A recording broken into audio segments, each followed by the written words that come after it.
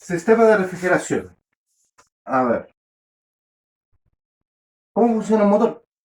Generando una explosión, una combustión. Esa explosión genera movimiento y el movimiento significa roce. Por lo tanto, y ahí tenemos dos elementos claves en donde se genera mucho calor. Y ese calor en exceso hay que sacarlo. Para eso entonces el sistema de refrigeración. Si bien es cierto, la mayor cantidad de calor o la forma más rápida de sacar el calor de ahí es a través de los gases de escape, es decir, cuando el pistón sube la carrera de escape, la válvula abierta, esos gases que están muy calientes se van por el tubo de escape, ¿ya? Pero queda mucho calor residual dentro del motor. Y para eso entonces es que se tiene que implementar un sistema de refrigeración. Es decir, para poder mantener controlada esa temperatura dentro del motor. Para eso vamos a usar un sistema de refrigeración por agua, es decir, vamos a colocar un radiador, una bomba de agua, mangueras, termostato, qué sé yo, todo un sistema en donde lo que vamos a hacer es hacer ingresar agua fresca, entre comillas, ingresa agua fresca, el agua toma la temperatura del motor, transporta esa temperatura hasta el radiador y del radiador se esparce hacia afuera. Si recuerdan, la naturaleza siempre tiende al equilibrio. Ese es el truco de esto. Entonces, si el agua está fría, más fría que el motor le pasa el calor al agua. Luego, esa agua, impulsada por una bomba que está acá, esa agua llega al radiador. El radiador está en contacto con el aire. Como el agua está más caliente que el aire, entonces el calor del agua pasa al aire. Y ahí entonces comprenderán fácilmente por qué un motor, cuando estamos en verano y hace mucho calor, eh, tiende a sobrecalentarse. Básicamente porque la diferencia entre la temperatura del radiador, del agua y del aire no es tanta, porque el aire de fuera está muy caliente, porque es verano. Entonces, como la diferencia es muy poca, el traspaso es lento. Cuando hace frío, la diferencia es muy alta, entonces el traspaso es mayor. Así de simple.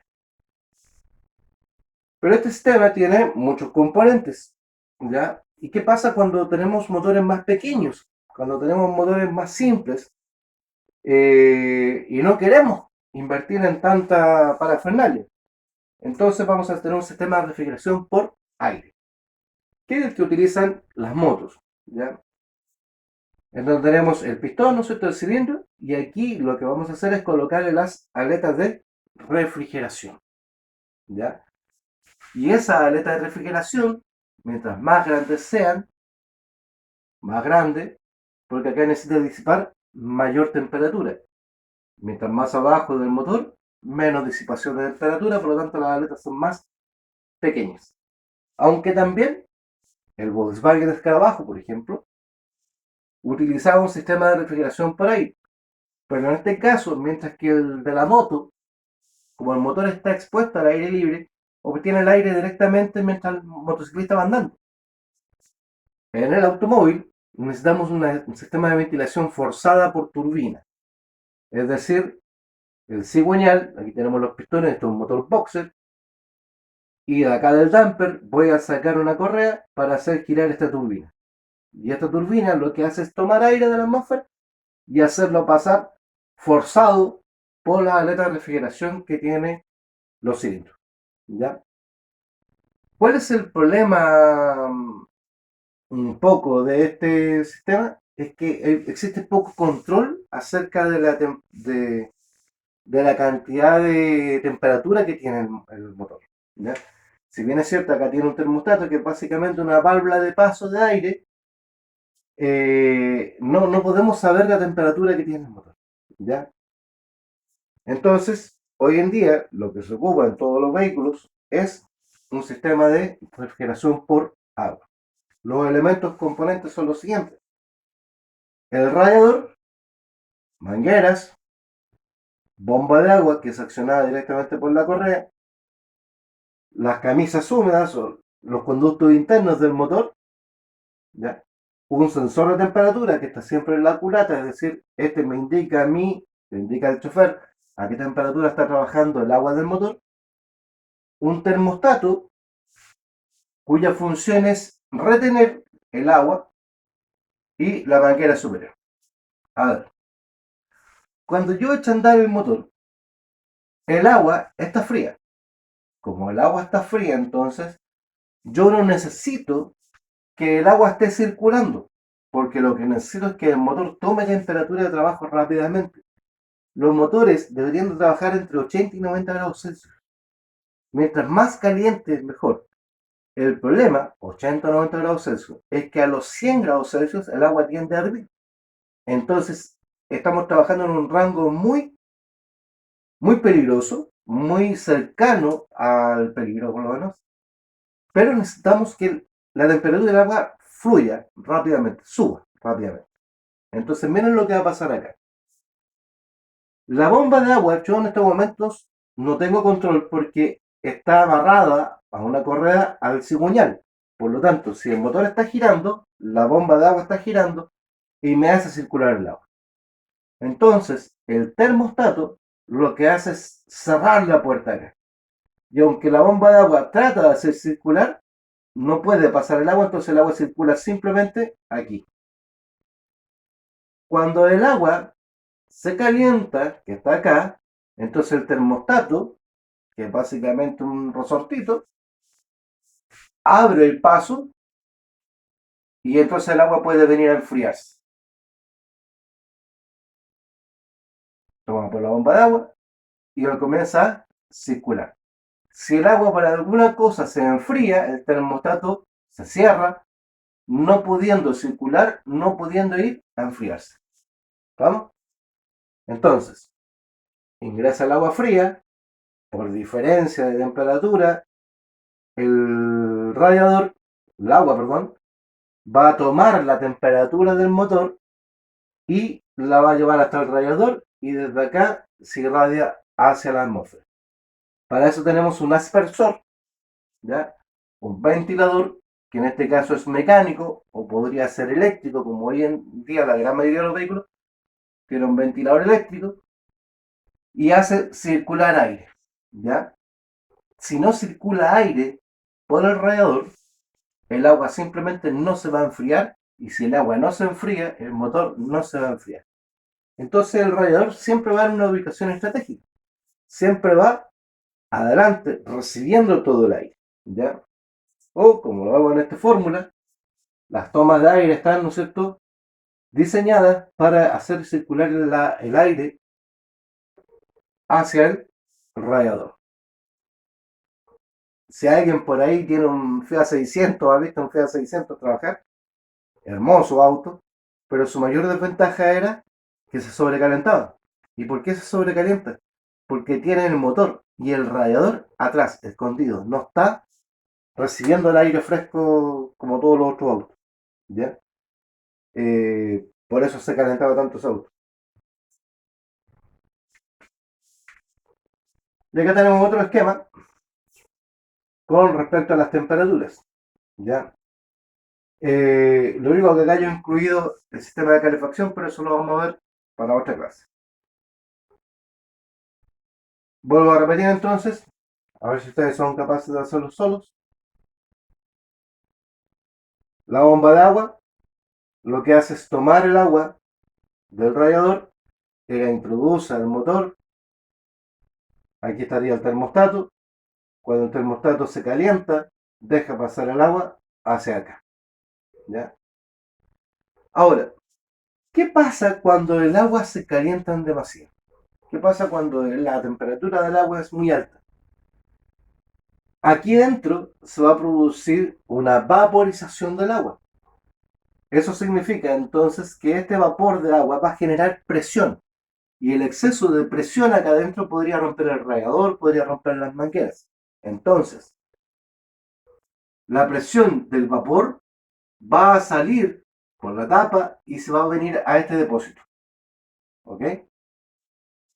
Entonces el agua se calienta, se vaporiza, aumenta la presión y el agua llega a este depósito auxiliar. Y este depósito auxiliar comienza a subir de nivel. ¿Ya? Cuando el vapor llega acá, se licúa nuevamente y comienza a subir el nivel. Pero ¿qué pasa cuando yo paro el motor? Ese vapor que estaba adentro ahora se vuelve líquido. Pero generó un vacío acá, generó una depresión. ¿Ya? Entonces, el agua que estaba acá vuelve y rellena el nivel del líquido del radiador. Entonces, repitiendo, cuando el agua que está acá adentro se transforma en vapor, se viene para acá. Y cuando el vapor que estaba acá, cuando ya detuve el vapor que estaba acá, se licúa, el nivel baja, se genera un vacío y el agua vuelve acá. ¿Cómo puede hacer esto? Gracias a la tapa del radiador. La tapa del radiador tiene básicamente dos válvulas. Una válvula principal y una válvula secundaria. Cuando tenemos que el líquido que está acá se transforma en vapor, el vapor genera una presión suficiente como para vencer la tensión de esta espiral y entonces toda la tapa se levanta y el vapor comienza para acá y se va al conducto externo. Cuando la presión es menor, ¡pum!, se cierra, ¿ya? Pero cuando se genera un vacío acá, producto de que el vapor se licuó, cuando ya detuvimos el motor, ¿no es cierto? Esta válvula se abre hacia acá y entonces comunica el vacío de acá con el depósito. Entonces el agua es absorbida y llevada hasta acá. Y ahí entonces mantenemos una presión y un nivel de agua en el radiador óptimo, siempre. Ya. Aquí lo pueden ver, ahí estaría todo cerrado. Aquí se levantó la válvula y el agua pudo ingresar hacia allá, hacia el depósito auxiliar. Y en este caso, la válvula inferior se abrió producto del vacío y el agua puede regresar. En la práctica, así es la válvula. Esta sería la válvula principal, la que sella la salida de los vapores. Ahí abajo estaría la espiral. Y esta es la válvula inferior. Es decir, yo para probar la tapa, primero tengo que hundirla, la hundo, ya está bien. Y esta la tiro hacia acá. El radiador se compone básicamente de tres partes: bote superior, panal, bote inferior. Por aquí ingresa el agua es distribuida a través de estos tubos, ¿ya? Y cuando va bajando, aquí entre medio hay unas aletas de refrigeración, ¿ya? Y el aire al pasar por ahí va enfriando el agua.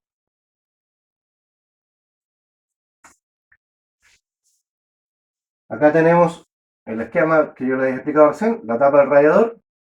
Cuando se escapa el agua, va al depósito auxiliar y cuando el vapor de acá se enfriaba, bajaba el nivel, generaba un vacío y entonces el agua es absorbida y vuelta para acá.